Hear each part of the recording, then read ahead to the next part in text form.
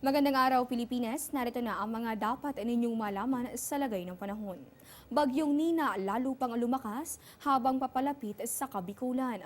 Batay po sa 11 a.m. update ng Pag-asa, ito pong ating binabantayang bagyo ay namataan. Yan po ay sa layong 480 kilometers silangan ng Virac, Catanduanes. Ito po ay nasa kategorya pa rin typhoon pero taglay na nito ang hangin nga abot sa 150 kilometers per hour at mayroon po itong pagbugso na pumapalo sa 185 kilometers kada oras. Inaasahan natin ang patuloy nitong pagkilos. Yan naman po ay sa direksyong west-northwest. Ito po ay bahagyang bumagal at kumikilos sa bilis lamang na 15 kilometro bawat oras. Dahil po dito nakataas ngayon ang Tropical Cyclone Warning Signal number 1 sa ilang bahagi nitong ating bansa. Kabilang po dyan itong Southern Luzon, Camarines Norte, Camarines Sur, Catanduanes, ganun din ang Albay, Sorsogon, Masbate, Ticao Island hanggang sa Burias Island, Northern Samar, Samar at Eastern Samar.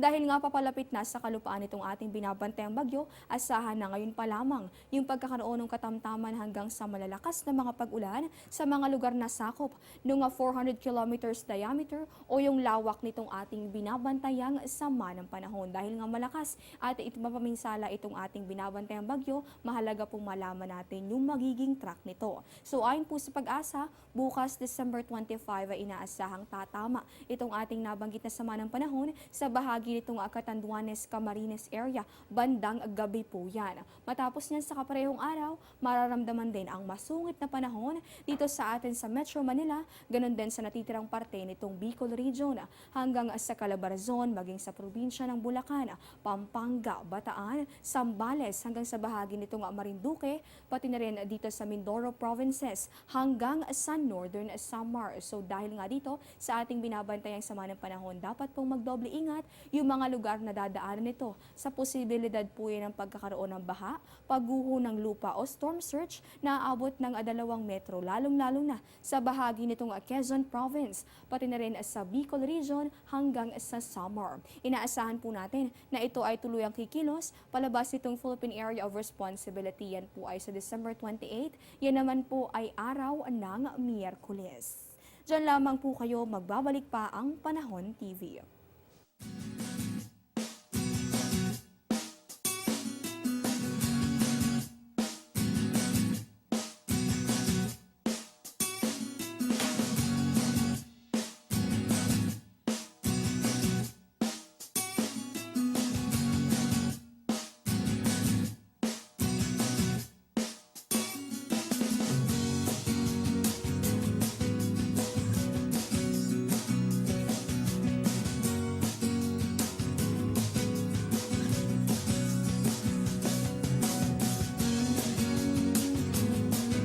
Narito naman po yung nilalaman ng 5 a.m. weather forecast anong Pag-asa. So bukod dito sa ating binabantayang bagyo, dominante rin, partikular na dito sa ilang bahagi nitong Luzon, yung northeast monsoon o yung tinatawag din nating hanging amihan. Ito pong dalawang weather systems na ito ang magdudulot ng pag-ulan sa ilang bahagi nitong ating bansa. So sa kabila ng mga paghahanda natin ngayong bisperas ng Pasko, dapat din paghandaan natin yung ulan na may kasamang pagbugso ng hangin. Dito yan sa bahagi nitong Bicol Region.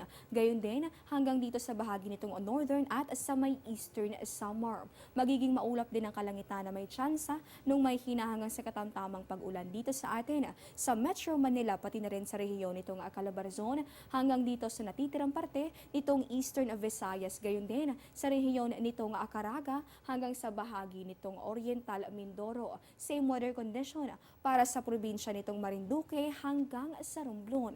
Inaasahan naman natin ang pagkakaroon ng maulap na kalangitan na may tsansa ng mga may hinang pag-ulan sa rehiyon nitong Ilocos, ganun din sa Cordillera, Cagayan Valley hanggang sa gitnang Luzon. Para po dito sa bahagi nitong western part nitong ating bansa, dito po sa natitirang bahagi ng Luzon, ganun din sa natitirang parte nitong Visayas at sa Mindanao, inaasahan naman natin yung pangkalahatang maaliwalas na panahon. Pero maging handa pa rin kayo sa tsansa ng isolated rain showers or thunderstorms. At para naman sa kondisyon ng ating mga karagatan, mayroon pa rin po tayong gale warning. Dito ay nakataas, partikular na sa mga baybaying sakop nitong Hilagang Luzon. Ganon din sa eastern seaboards, nitong gitna hanggang sa katimugang Luzon, ganon din sa Visayas. So So para po sa mga nasabing lugar, kabilang dyan ang mga sumusunod. Kabilang itong Batanes, Calayan, Babuyan, Cagayan, Ilocos Norte, maging ang Isabela, pati na rin ang Ilocos Sur, La Union, Pangasinan, Aurora, Eastern Coast nitong Quezon, Polillo Islands, maging sa Leyte. Ngayong isang bagyo ang ating binabantayan sa loob ng Philippine Area of Responsibility. Alamin naman natin ano ba yung magiging epekto nito sa lagay ng panahon sa mga susunod na araw. Unahin natin para sa Baguio City. In the next 3 days, inaasahan natin ang pag-iral ng maulap na kalangitan na may tsansa na may hina hanggang sa katamtamang mga pag-ulan. Ang temperatura sa pagitan ng 14 at maaring umabot lamang sa 25 degrees Celsius. For Metro Manila, inaasahan natin bukas ang pag-iral nitong maulang panahon. May kasama po yang pagbugso ng hangin. Pagsapit ng araw ng Lunes, mas masungit na panahon ang dapat nating pag-andaan. Magiging maulan pa rin hanggang sa araw ng Martes. For Metro Cebu naman, bukas araw ng Pasko, magpapakita naman itong si Haring Araw. Ang temperatura in the next 3 days sa pagitan niyan ng 25 hanggang sa 31 degrees Celsius. For Metro Davao, maulang panahon ang iiral in the next 2 days. Pero sa pagpasok nitong araw ng Martes, inaasahan natin ang pagkakaroon ng improving weather condition. For Zamboanga City, good news naman para sa ating mga kababayan na magdiriwang ng Kapaskuhan. Magpapatuloy kasi itong pangkalahatang maaliwalas na panahon maliban na lamang sa mga tsansa ng isolated rain showers or thunderstorms. At yan po muna ang latest mula rito sa Pag-asa para sa Panahon TV. Ako po si Desiree Jonio, naniniwalang umaraw man o bumagyo, matatag ang pusong Pilipino. Magandang araw po sa inyong lahat.